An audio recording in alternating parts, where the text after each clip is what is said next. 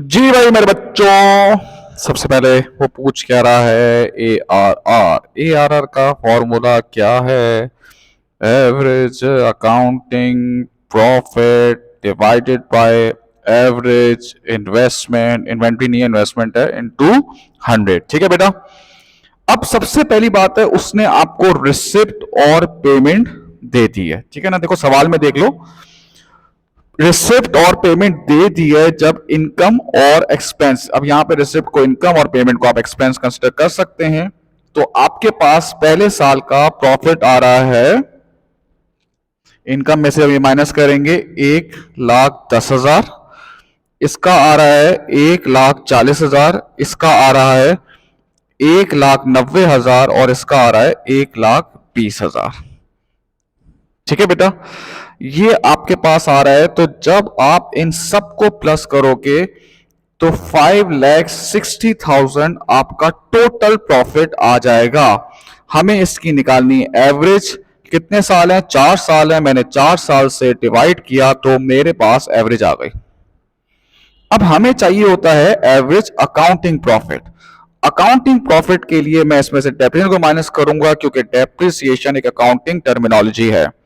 तो सबसे पहले आप देख सकते हैं बेटा, एसेट की कॉस्ट कितनी है? 4,00,000।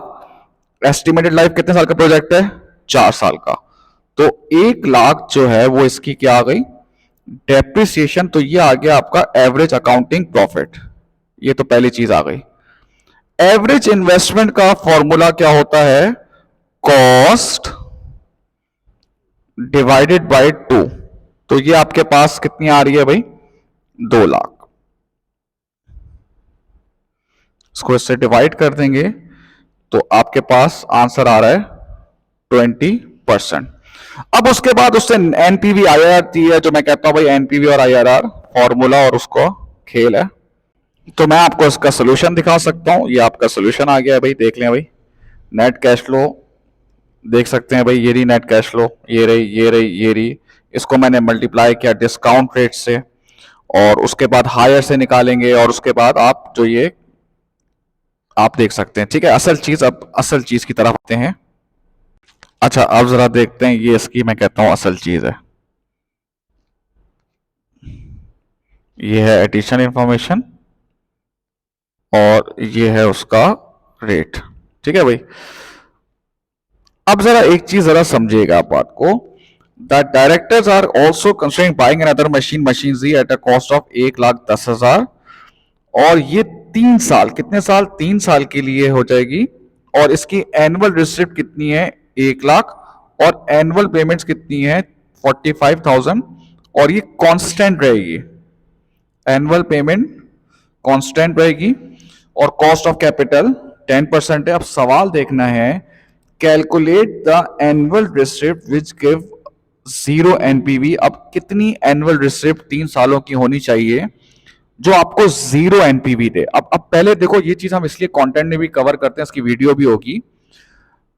अब इसको करने का मैं चलो एक अलग तरीका बताता हूं। तरीका वही है, जैसे तुम समझो अगर 1,00,000 की तुमने कोई मशीन खरीदी है, बराबर। और अगर तुम ये देखना चाहते हो कि 1,00,000 में मैं हर साल कितना नेट कैश फ्लो करूं जो मेरी एनपीवी 0 आ जाए। अब देखो, ये इसका इससे ताल्लुक नहीं है। पहले मैं तुम्हें एक चीज अलग से समझा रहा हूं। क्या समझा रहा हूं? कि अगर सवाल ऐसा हो, ये कंटेंट समझा रहा हूं, तो समझो कि यार 1,00,000 की मशीनरी है, और 1,00,000 की मशीनरी में 3 साल के लिए मेरा एनुअल नेट कैश फ्लो कितना हो कि एनपीवी 0 आ जाए। ठीक है, ये हमें पहले से पता करना है। तो तुम 1,00,000 को डिवाइड कर देना 3 ईयर्स के डिस्काउंट फैक्टर से, क्योंकि 3 साल का है तो 3 ईयर का डिस्काउंट फैक्टर होगा। और अगर 2 साल होता तो 2 साल के हम डिस्काउंट फैक्टर को देखते। अब ये 3 साल का है तो तीनों सालों का आप प्लस करना। ये आ रहा है आपके पास 2.486।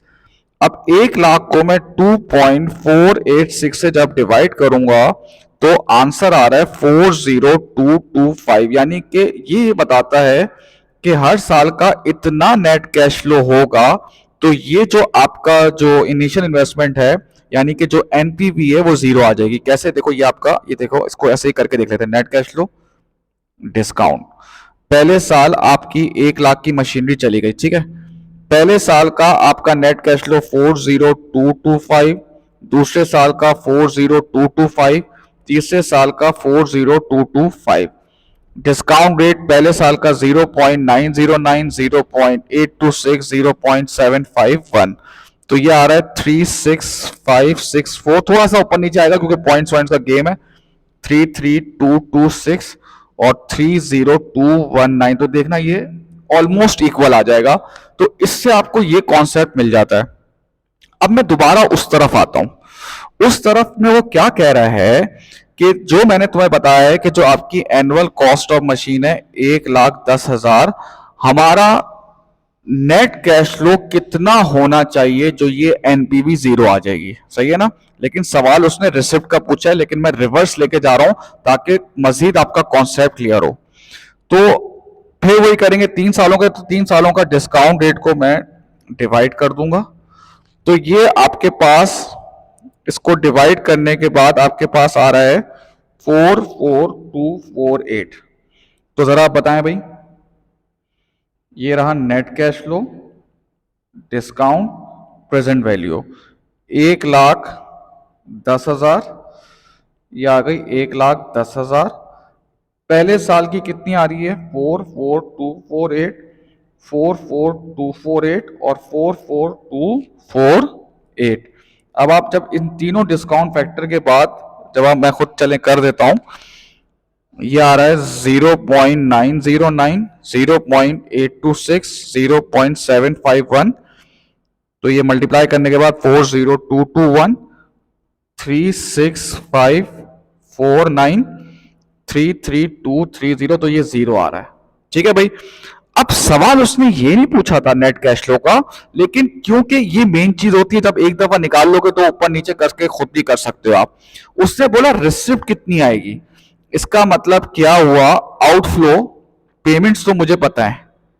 पेमेंट्स उसने कहा था ना, देखो ये लोग पेमेंट्स है 45,000 और ये फिक्स्ड है 45,000, 45,000, 45,000। तो यहां पर आएगी रिसिप्ट्स। तो अब आप मुझे बताओ, इसको जब मैं इसमें से माइनस करूंगा तो मेरे पास वो रिसिप्ट्स आ जाएंगी जो उसने मुझसे पूछा है, 89248, 89248, 89248। तो ये आपके पास आंसर इसका आ जाएगा, ठीक है बेटा।